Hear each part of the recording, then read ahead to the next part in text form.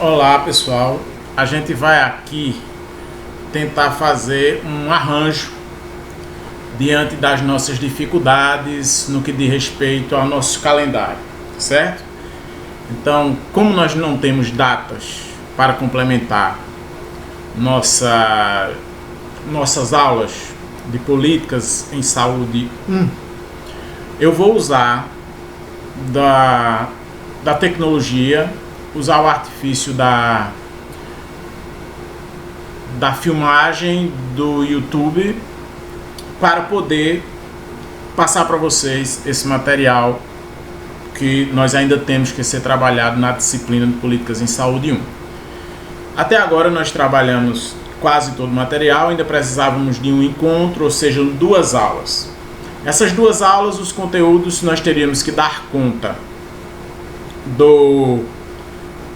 de concluir o tema da Seguridade Social, que nós deixamos em aberto. Ainda teríamos que discutir os arranjos políticos e o encontro da proposta constitucional do Sistema Único de Saúde com o Estado neoliberal, que nós já conversamos em sala de aula, e finalizar com uma análise de conjuntura bem breve para que a gente possa pensar nos riscos que esse novo momento político do Brasil ele pode nos estar remetendo, tá certo? Então nós vamos fazer isso via vídeo, porque nós não temos tempo para as aulas. Então a proposta é que hoje eu esteja gravando esse primeiro vídeo, a gente vai testar som, ver se funciona, e na perspectiva de passar para vocês aquela demanda da Seguridade Social, tema importantíssimo para a compreensão sobre política de saúde, tá ok? Eu vou estar aqui ajustando, balançando um pouquinho para ver se a gente pega o melhor ângulo, tá? Tá aqui todo um aparato para ver se esse negócio funciona, mas vamos em frente, tá ok? Eu vou estar, vez ou outra, me remetendo aqui ao conteúdo na tela, tirando um pouquinho o foco, tá? Mas a gente vai chegar lá. Então, nós estávamos discutindo sobre Seguridade Social no Brasil. Sigamos, tá? Nós falamos sobre Estado, a dimensão de Estado, retomamos algumas compreensões que nós vimos antes, mas na necessidade de entender que no Estado existe sempre uma relação de poder. No Estado, nós falamos também que existe uma perspectiva extremamente importante, que é uma dicotomia central entre o público e o privado. Todo e qualquer estudo sobre Estado que não vai evidenciar essa dicotomia público-privado, ela vai estar deixando algo em aberto. Então, desde sempre, nós falamos dessa perspectiva que é tão forte na estrutura do Estado, seja ele em qualquer um daqueles modelos que nós estudamos na primeira aula, na segunda aula, creio eu, que era os modelos teóricos do Estado, seja em qualquer uma dessas perspectivas, é central a dicotomia entre público e privado. Tá ok? Eu já disse a vocês que eu quero acabar com esse tá ok, né? Mas a gente chega lá. Sigamos. Então, discutimos Estado. Tem um elemento aqui. Outra coisa, eu não costumo passar os slides para vocês, mas como nós estamos trabalhando dessa forma, o slide vai junto. Eu envio o slide para vocês, então vocês vão acompanhar a minha fala, o meu vídeo. Se cansarem de ver minha beleza, vocês simplesmente botam o slide e vão acompanhando, tá ok? Então, uma questão extremamente importante que nós não falamos tanto quando nós tivemos o início dessa aula é sobre a institucionalização da proteção social nos Estados-nação. O Estado-nação se dá, a gente falou sobre isso, a importância que existe o mundo moderno, né, vencendo ou se sobrepondo aos ideais absolutistas que eram muito comuns a partir do período da Idade Média, né? E posteriormente nós vamos ter uma elevação ou uma possibilidade outra de compreender o Estado numa dimensão que não mais absolutista e sim o que nós chamamos de um Estado liberal conduzido pelo ideal burguês. Quando se dá essa estruturação de um Estado burguês liberal, nós vamos ter, com o passar do tempo, uma realidade, principalmente na Europa do final do século XIX, ou seja, um pouco mais adiante do que essa estrutura da Revolução Francesa, que traz que vai trazer o ideal liberal, né, vai se sobrepor ao absolutismo. Nós vamos ter, como desenvolvimento das teorias e com desenvolvimento do Estado liberal, nós vamos ter na Europa do final do século XIX uma conjuntura que ela é extremamente importante para confluir, para que a gente entenda como se dá as políticas de proteção social. O que nos chama a atenção nessa confluência? O processo de urbanização é né, que nós já vimos antes que ele vai ter importância fundamental não só na consolidação do conceito de política, mas ele vai ter uma consolidação também a partir de um novo modelo de Estado que implanta-se, né? Principalmente pós-revolução industrial, onde o advento da urbanização torna-se fortíssimo. Então nós vamos ter o advento da urbanização, agregado à industrialização. Consequentemente, essa industrialização vai estar atrelada a um volume de trabalhadores que vão levar a uma mobilização política dos movimentos sociais, é o nosso terceiro elemento. Também uma consolidação de uma burocracia estatal, um conjunto de estruturas na organização do Estado de cunho burocrata. E como quarto elemento, nós vamos ter o domínio das técnicas administrativas. Essas 5 estruturas, elas convergem para as chamadas políticas de proteção social. Ou melhor dizendo, elas convergem para a forma como essa estrutura vai ser institucionalizada e como o Estado vai ser provocado a dar conta dessas políticas de proteção social. Então nós já vimos que o trabalhador ele precisaria estar garantido, estar dentro de uma proteção, né, para os momentos de dificuldade, como velhice, como gravidez, quando criança, né, a condição de criança, de infante, né? Então tudo isso levaria a uma necessidade de uma chamada proteção social, que advém desses 5 elementos que eu falei antes para ser institucionalizada. Quando se dá essa necessidade da proteção social, nós vamos ter a proteção social a partir de alguns tipos de proteção social.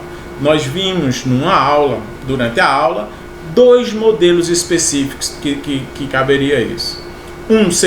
Que levaria a isso, aliás. Um seria o modelo bismarckiano, de Otto Bismarck, e o outro seria o modelo beveridgeano. Esses 2 modelos eles se contrapõem.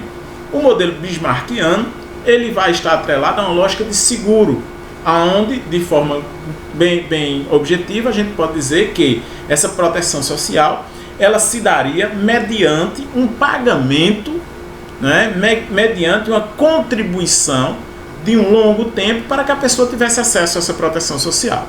Já o modelo beveridgeano, ou o modelo de Beveridge, que surge na Inglaterra, ele vai surgir em outra perspectiva, na perspectiva de que a proteção social ela tem que se dar via Estado, consequentemente fruto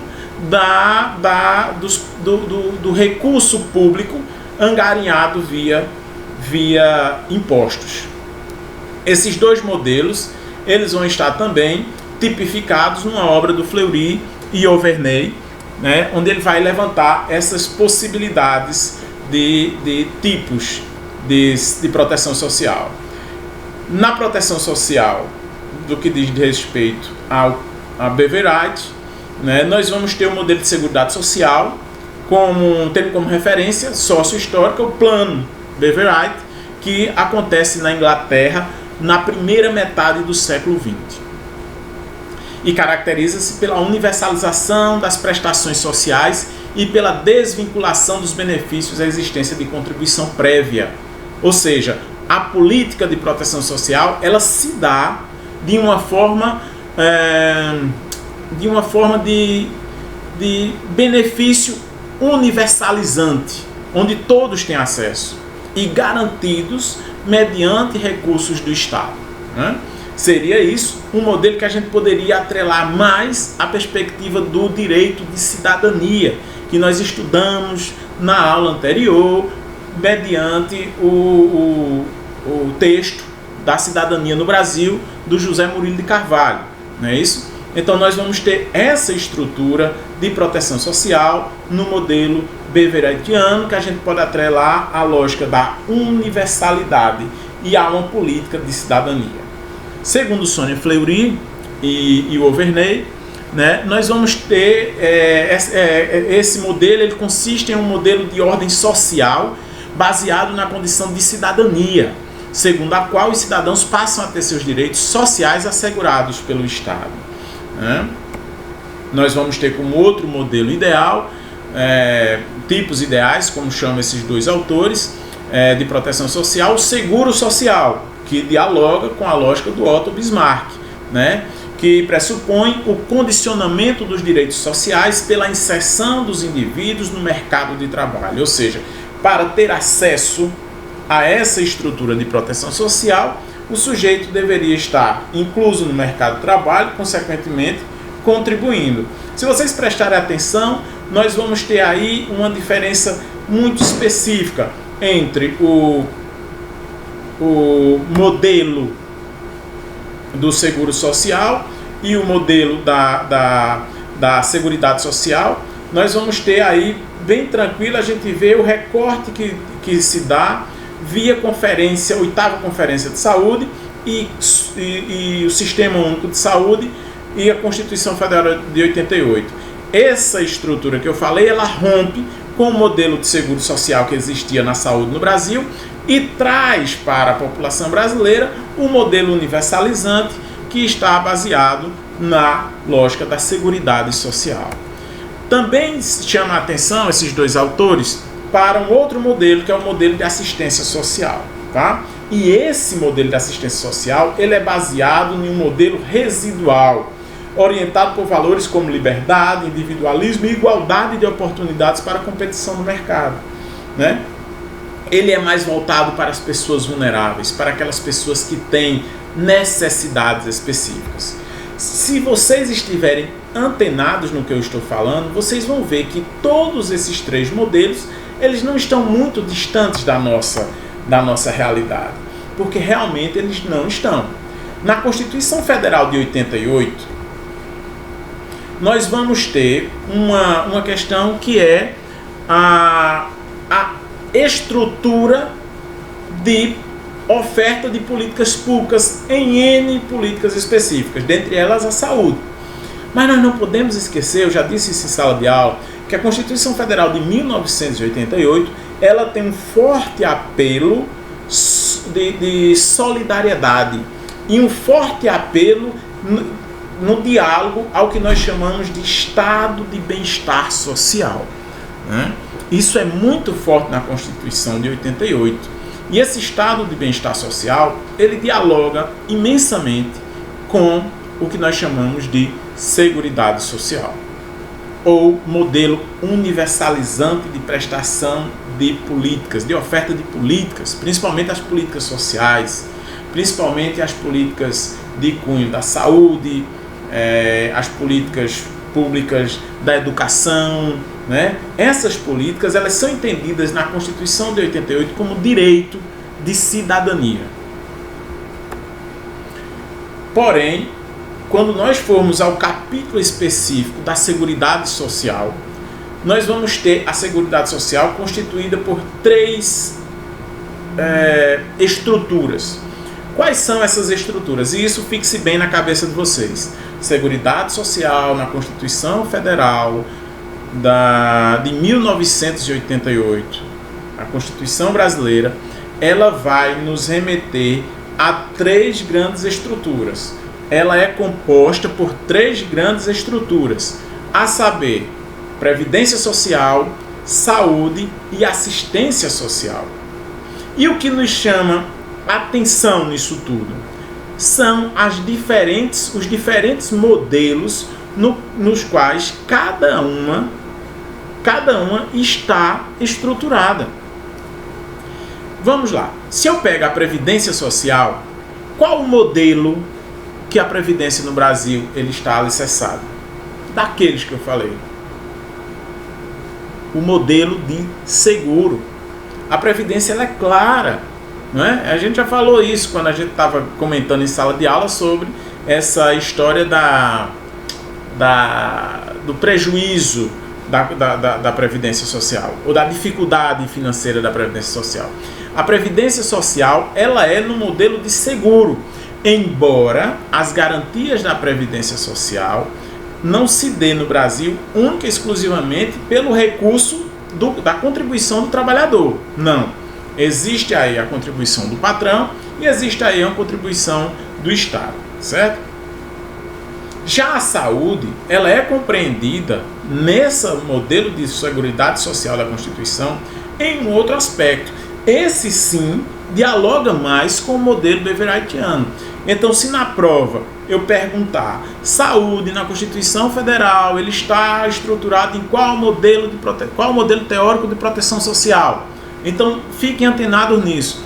A saúde ela vai estar dentro de uma lógica não no modelo de seguro, mas sim no modelo universal. Ou seja, é bem claro, artigo 196 da Constituição Federal. Saúde é um direito de todos e dever do Estado. Embora nós, lá na nossa disciplina de Direito Sanitário, a gente vai questionar um pouco isso, mas a priori vocês podem já imaginar que quando eu digo um direito de todos, eu estou buscando uma lógica de universalização dos serviços de saúde. É interessante também vocês lembrarem que quando nós estudamos reforma sanitária no Brasil, nós deixamos bem claro que uma das propostas dessa estrutura era sim a oferta de saúde de forma universal para toda a população. Uma terceira estrutura da Seguridade Social é a assistência social, que se dá via um modelo de oferta seletiva, tá ok? Ele se dá no modelo de oferta seletiva, ou seja, vai ter acesso à assistência social não todo mundo, não quem contribuir, mas aquele que precisar. Então nós podemos enxergar dentro do que a Constituição Federal do Brasil chama de Seguridade Social, 3 modelos distintos convivendo dentro de uma mesma lógica. Algo meio louco, né? Mas é a estrutura da Constituição Federal brasileira. Diga-se de partida que a Seguridade Social, pós-Constituição Federal, ela nunca teve a regularização da sua estrutura. Ou seja, a saúde, por exemplo, teve a legislação ordinária, a Lei 8080 de 1990, a Lei 8.142 de 1990 também, enquanto que a Seguridade Social nunca teve sua regulamentação.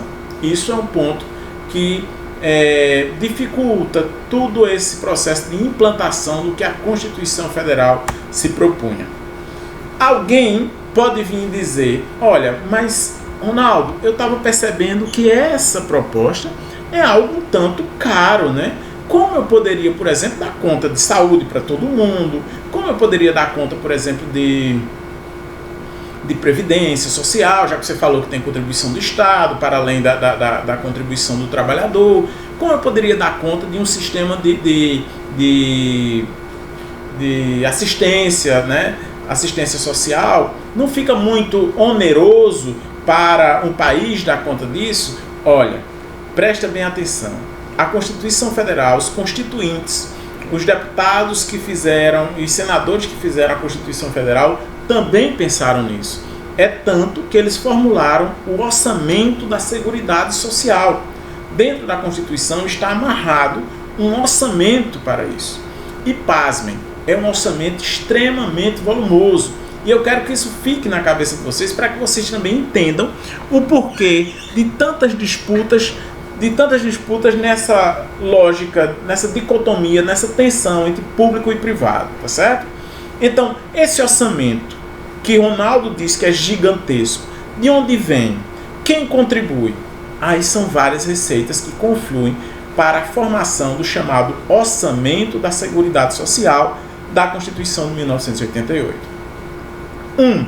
COFINS, que é uma contribuição que as empresas pagam, como o próprio nome diz, contribuições para fins sociais. Então as empresas recolhem um X valor, principalmente em cima da folha salarial, né? Então, a partir disso, a partir da folha salarial das empresas, um percentual X vai compor esse orçamento da Seguridade Social.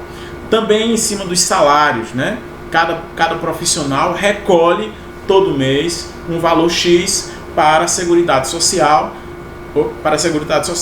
e pensando naquele valor que nós chamamos de contribuição para Previdência Social. Então, o salário, em cima do salário é retirado esse elemento. Em cima do faturamento das empresas. E eu quero que vocês também comecem a pensar o que é essa empresa no Brasil, que contribui com COFINS, contribui com um pedaço do seu faturamento para essas políticas. Além de contribuições da União, estados e municípios, também temos contribuição sobre o lucro líquido, também recai sobre as empresas, e receitas de concursos de prognóstico, tipo loterias, etc. Tudo isso conflui para um grande orçamento. Quando eu digo grande, estou falando de gigante, tá, pessoal? É um grande orçamento mesmo. É muito dinheiro que está envolvido na Seguridade Social no Brasil. É tanto que é uma das pastas mais disputadas para ser gestor da área de saúde. Porém, quando tudo isso foi acontecendo, foi pensado na Constituição Federal de 88, nós tivemos grandes dificuldades. Já naquele momento, o presidente José Sarney, o então presidente José Sarney, presidente da República, ele sinalizava que o povo e os constituintes precisavam ser chamados a atenção para os perigos que, inclusive, poderiam tornar o país ingovernável. É esses termos mesmo que ele usava, o mesmo termo que o presidente atual usa quando se diz que o país é ingovernável. Então ele dizia que a Seguridade Social causaria uma explosão brutal nos gastos públicos, né?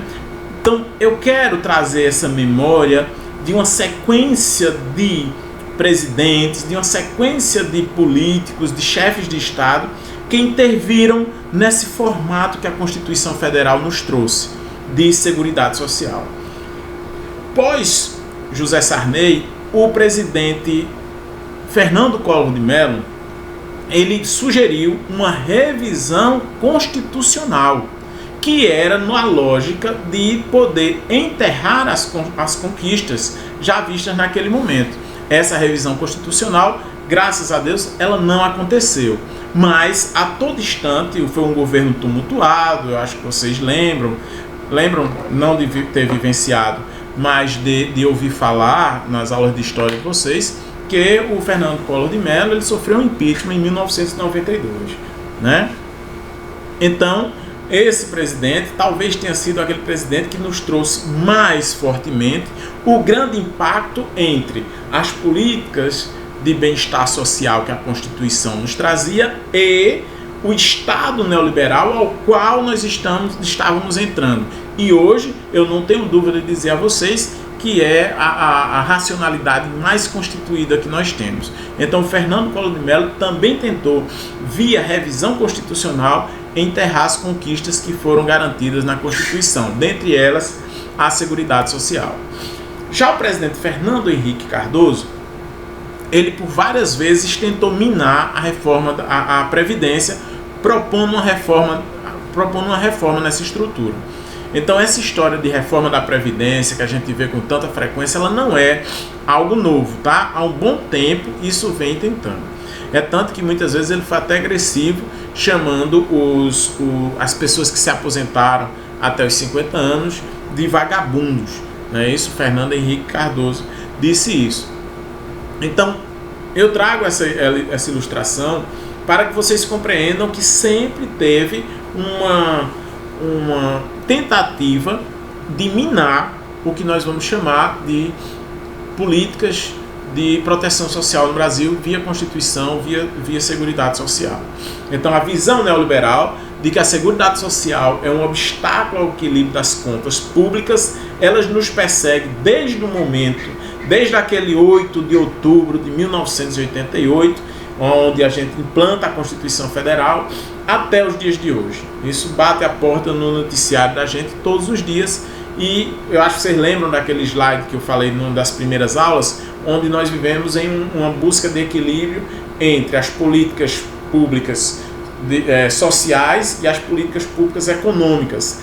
Eu também disse que nessa balança, quem tem pesado muito nos últimos anos é as políticas públicas econômicas, né? Então, sempre se aponta numa perspectiva de que a Seguridade Social, as políticas de proteção social no Brasil são uma dificuldade para o equilíbrio das contas públicas. Para que isso adentre a racionalidade da população, para que as pessoas passem a acreditar nisso, usa-se todos os artifícios, o que eu chamo de profetas do caos, né? São estruturas que vão falar do aumento dos custos com benefícios, né? Dizendo que é oneroso, né? Dizendo que a cada dia o volume que se paga com os benefícios aumentam, né? Outro elemento, a mídia intervém intensamente nisso. A mídia ela nos força a acreditar que a Seguridade Social é algo impagável, é algo insuportável para os cofres públicos, né? Também vem as críticas à generosidade dos benefícios. Então vai lá e pega um coronel ou uma viúva de um coronel que ganha 50 mil reais mês e implanta como se isso fosse a realidade de todo o funcionalismo público e diz que é insuportável, né? Usa-se também nisso que eu chamo de profecias do caos, o boom demográfico, né? Dizendo, olha, a população está aumentando e se a população aumenta, precisa alguém pagar essa conta, né? Então vão muito por aí. Aposentado como sendo um privilégio, que tem muito a ver com o novo modelo de ser trabalhador nos dias de hoje. O país chegando a uma condição de ingovernabilidade por questões de onerar os cofres públicos. Também surge, isso insistentemente nas nossas cabeças, a busca comercial da previdência privada, né? Então é um rotineiro bombardeio para que a gente consuma planos privados de previdência. Não tenham dúvida, essa reforma da Previdência que está sendo feita no Brasil, ela tende a levar ou a dar conta dos anseios comerciais dos grupos privados de previdência, tá? Também se usa muito os exemplos de desvios e fraudes, que são constantes nas políticas públicas nesse país, e o déficit da previdência privada. Então, estes elementos são elementos que vão compor. Alguns, sim, são reais, outros utilizam de artifícios de informação não muito, digamos assim, que eles tomam um pouco de partido, tá certo? Então, muitas vezes se fala algo que é real, como o boom demográfico. Não podemos negar que a população está envelhecendo, está. Mas a gente também não pode negar que não é por isso que a gente vai fazer uma reforma da Previdência que vai jogar pessoas na miserabilidade, né? E por aí vai. Então, dessas profecias do caos, algumas são positivas, outras extremamente negativas, mas todas são utilizadas para minar a ideia de que nós precisamos de um país com uma seguridade social conforme nos diz a nossa Constituição Federal de 88. Eu já quero chegar ao final, eu vou me adiantando, tá? Porque eu não queria que esse vídeo ficasse tão longo. Eu tô vendo que ele já está chegando aqui a meia hora, 30 minutos. Então eu vou fazer o fechamento. Para esse fechamento, eu quero que vocês entendam o seguinte. Já falei dos modelos que compõem a Seguridade Social, dos modelos de proteção social que compõem a Seguridade Social na Constituição. Já falei das dificuldades de implantação dessa lógica e vou falar um pouco mais de uma dificuldade específica, que é a captura dos recursos do orçamento da Seguridade Social. Ou seja, o governo vai lá nesse orçamento e cria artifícios para pegar um percentual dessa estrutura. Um deles, que nós chamamos de mecanismos de desvinculação das receitas, ele vem sendo implantado desde a época do Fernando Henrique Cardoso, quando ele cria o Fundo Social de Emergência.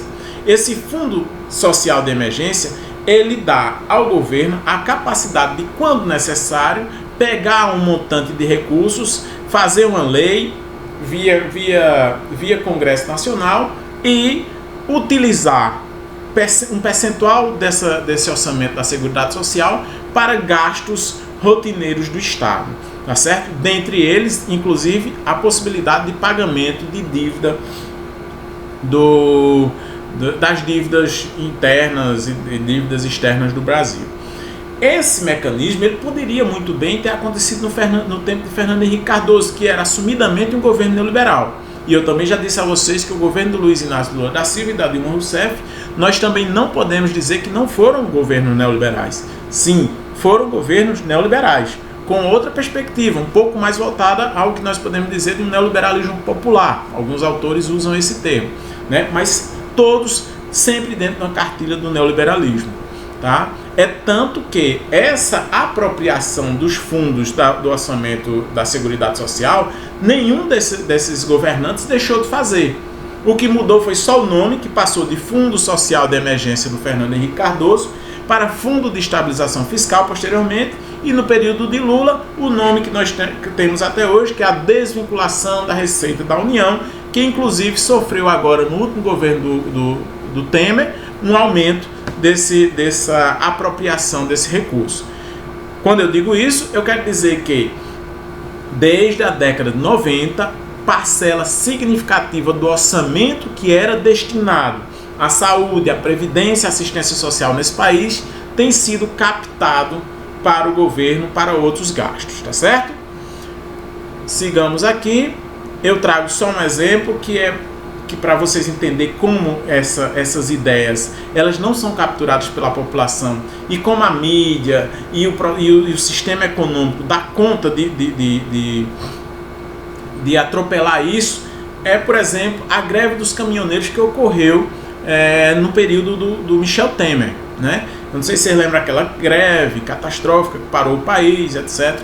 Quando se foi para a mesa de negociação, os caminhoneiros tiveram uma possibilidade de negociação, que era a redução dos impostos sobre o diesel. Só que essa redução dos impostos sobre o diesel, a proposta era que ela se desse em cima da redução do PIS/COFINS. Ora, tudo isso a gente precisa entender, pessoal. Se a negociação se dá em redução do PIS/COFINS, quem vai pagar essa conta?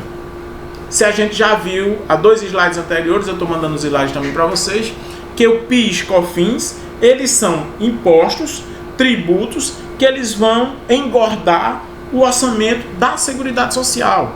Ou seja, faz-se um mecanismo de agradar os caminhoneiros naquele instante, só que prejudicando as políticas públicas de Seguridade Social. Então, para que vocês tenham essa compreensão de como tudo isso se dá. E como eu estou falando de dinheiro, vocês, é claro, lá no 6º período, vocês vão estudar financiamento da saúde, etc. Vão ter tudo isso de forma mais detalhada. Mas eu quero encerrar dizendo a vocês o seguinte: não podemos ter uma estrutura de prestação de serviço, de políticas públicas sociais, de políticas públicas de seguridade social, se nós não tivermos um investimento altíssimo na elevação do crescimento econômico. Porque o que faz esse dinheiro circular é o crescimento econômico, empregabilidade, consumo.